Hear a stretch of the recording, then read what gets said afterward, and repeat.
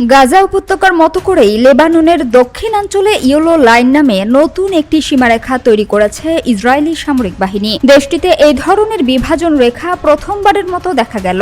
Israel লেবাননের মধ্যে 10 দিনের যুদ্ধবিরতি কার্যকর হওয়ার পরই এই ঘোষণা আসে। ইসরায়েলের দাবি, সাম্প্রতিক সময়ে কিছু যোদ্ধা এই সীমারেখার দিকে এগিয়ে এসে যুদ্ধবিরতির শর্ত লঙ্ঘনের চেষ্টা করেছে, যা নিরাপত্তা হুমকি তৈরি করে। সে কারণেই তারা প্রতিরক্ষামূলক ব্যবস্থা নিয়েছে বলে জানায় সেনাবাহিনী।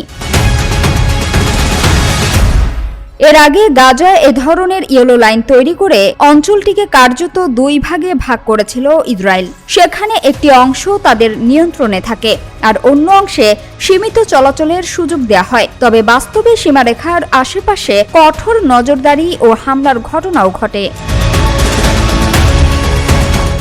যুদ্ধবিরতি চলাকালেও দক্ষিণ লেবাননে হামলা অব্যাহত রয়েছে। বেইতলেইফ, কান্তারা ও তুলেন সহ বিভিন্ন এলাকায় গোলাবর্ষণ এবং বাড়িঘর ধ্বংসের খবর পাওয়া গেছে। ইসরায়েলের ভাষ্য, তাৎক্ষণিক হুমকি মোকাবেলায় এসব পদক্ষেপ নেওয়া হয়েছে।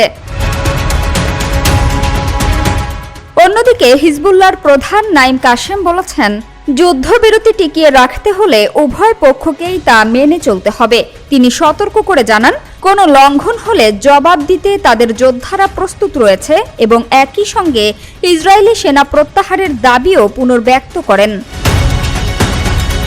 সামিয়া সুলতানা, ঢাকা ওয়াচ।